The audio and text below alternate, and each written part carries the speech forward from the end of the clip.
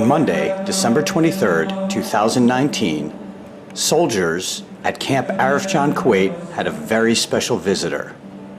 His Excellency Timothy P. Broglio, Archbishop for Military Services, and we sat down for a special interview. Your Excellency, thank you for taking some time.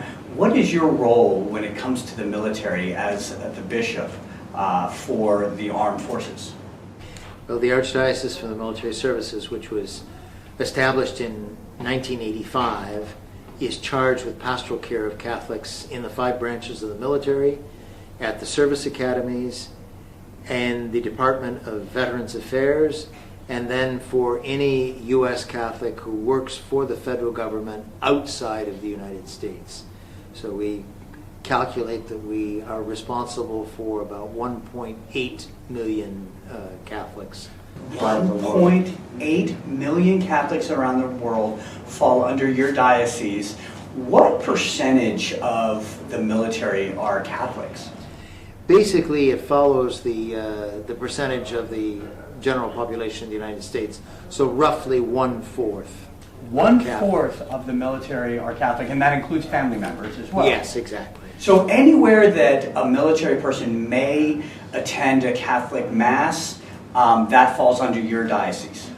Well, if the military person attends Mass on a military installation or in a VA hospital, it falls in my archdiocese. Oh, that's amazing. So I wasn't going to start with the first question, but I'm going to do with the second question. You were ordained in 2001 as a bishop, but when I read your bio, you were ordained by who is now St. John Paul. So question 1, what is it like to meet and work with the Pope?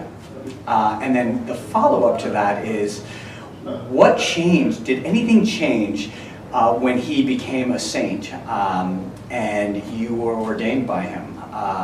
Before that, of course. So that's kind of a 2-part question. All right. Well, certainly St. John Paul II was an extraordinary man of amazing qualities, both as a philosopher and as a theologian, and certainly as a leader of the Catholic Church, but also a leader who made an impact on the world. And I considered it a privilege to actually work very closely with the Cardinal Secretary of State, who was his first collaborator, and I did that for 10 years. And then to be ordained by him was indeed a privilege. And at certain points of the ordination, I had to really think about the fact this is actually happening to me. So from a hierarchy perspective, usually you have the archdiocese and it's a bishop.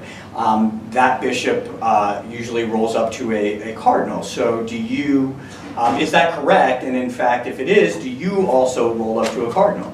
Actually, an archbishop normally would be the highest authority in a province.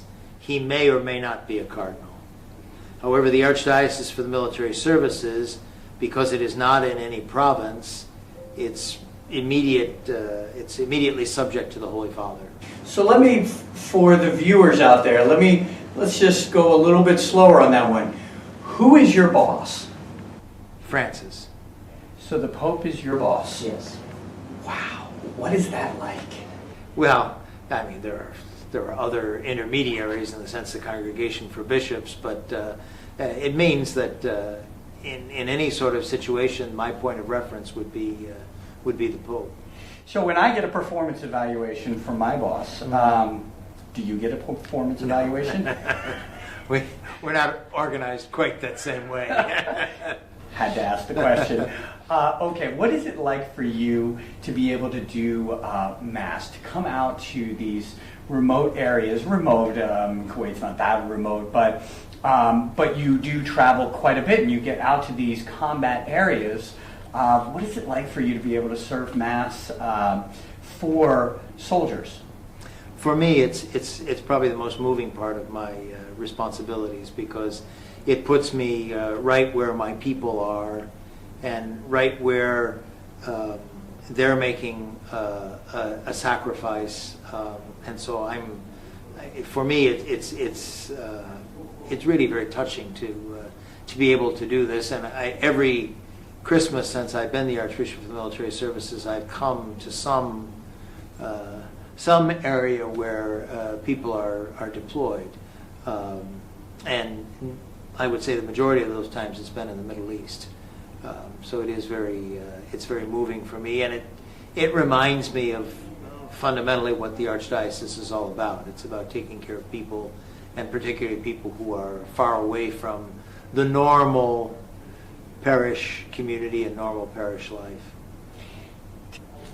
Your Excellency, thank you so much for spending some time with us. Any last thoughts, any final message that you'd like to give? Well, first of all, I'd like to thank you for this opportunity, and also to 77th Sustainment Brigade to thank you for your commitment and your service, and to wish you and your families a very Merry Christmas, happy holiday season, and many, many blessings in the new year.